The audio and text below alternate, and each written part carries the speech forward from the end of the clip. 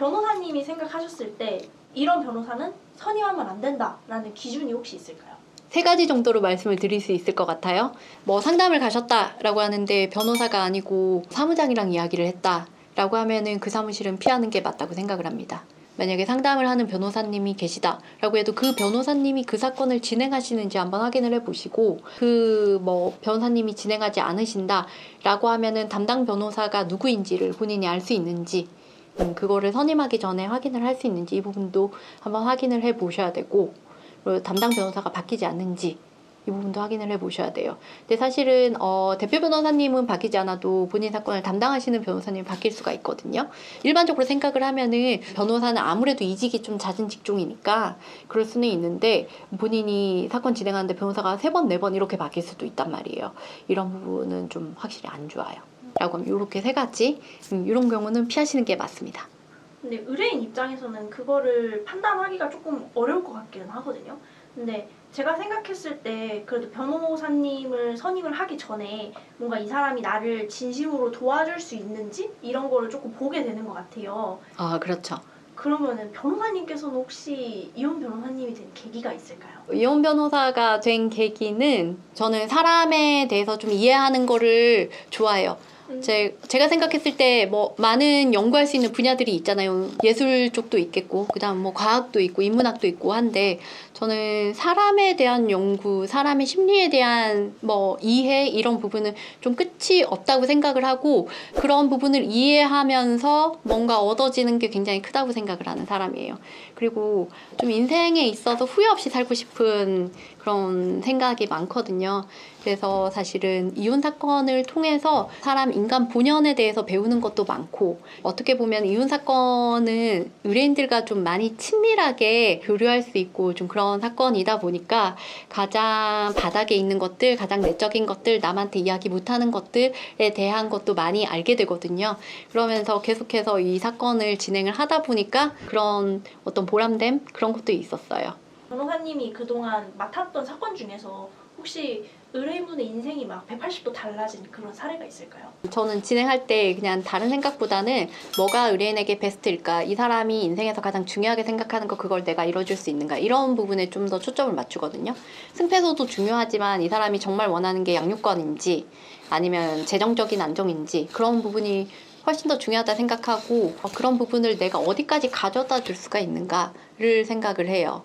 어떤 의뢰인 같은 경우에는 남편이 장기간 바람을 피웠는데 이 사람이 완전히 이제 가정에 좀 충실할 수 있게 만들 수 있는 방법이 무엇일까, 이게 더 중요할 수도 있어요. 상간소송에서 위자료 액수가 중요한 케이스도 있지만 가정으로 남편을 완전히 데리고 오는 게 중요한 케이스도 있는 거예요.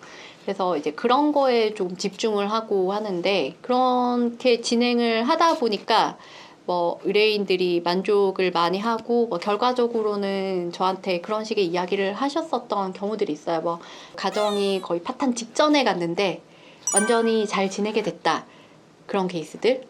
그래서 뭐 최근에 뭐 어디 갔다 왔어요, 그래서 이번에 뭐 어떤 일이 있었어요, 변호사님 덕분에 이렇게 지금 잘 살고 있습니다, 이런 이야기를 이렇게 연락 오셔서 해주시는 분들이 있어요.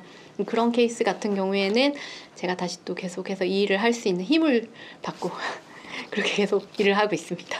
그럼 변호사님이 생각하시기에는 의뢰인들께 좋은 결과를 안겨다 준다, 이게 뭐라고 생각하시나요? 의뢰인이 얘기해주면 가장 좋은데 본인도 잘 모르는 경우들이 있거든요. 그러면 저희가 계속 깊이 있는 대화를 하다 보면은 저절로 나올 때도 있고, 아니면 가끔씩은 제가 먼저 발견을 하기도 해요. 계속 이야기를 하다 보면은 이분이 정말 원하는 건 이게 아닐까 싶을 때가 있어요. 그럼 제가 먼저 이야기를 해드릴 때도 있거든요. 그러면은 그거예요 라고 이야기를 해주시는 분들이 있어요. 그러면은 승소 패소의 문제가 아니고 의뢰인들이 가장 원하는 바가 무엇인지를 먼저 뽑아낸 다음에 그 방향으로 가는 게 맞아요. 그래서 제가 이혼을 빨리 섣부르게 선택하지 말라고 말씀을 드리는 게, 예를 들면 뭐 내 남편이 와이프가 바람이 났어요 라고 하면은 이혼은 좀 차차 생각을 해보시고 상간소송을 진행을 해보시고, 그 다음에 남편이나 뭐 와이프의 반응을 보시고 어떤 태도인지를 보시고 그 다음에 선택을 하시라 라고 이야기를 드리는데, 처음에 왔을 때는 나 이혼도 하고요, 상간소송도 할 거예요, 같이 진행을 해주세요 라고 하셨던 분들도 제가 이 얘기를 하고 나서 진행되는 거를 보면은 와이프가 뻔뻔스럽게 나올 줄 알았는데 미안하다고 먼저 이야기를 하더라고요. 와이프가 되게 자존심이 높고 원래 평소에도 저한테 이런 태도를 보였던 사람이 아니라서 이렇게까지 나올 줄 몰랐어요. 다시 한번 생각해 보려고요. 라고 이야기하시는 분들이 많아요. 자기도 무엇을 가장 원하는지 모를 수 있어요. 그래서 그런 분들한테는 시간을 최대한 좀 확보해 드리는 게 맞는 것 같고 그걸 찾고 나서 그 다음 가장 좋은 방향으로 가는 거.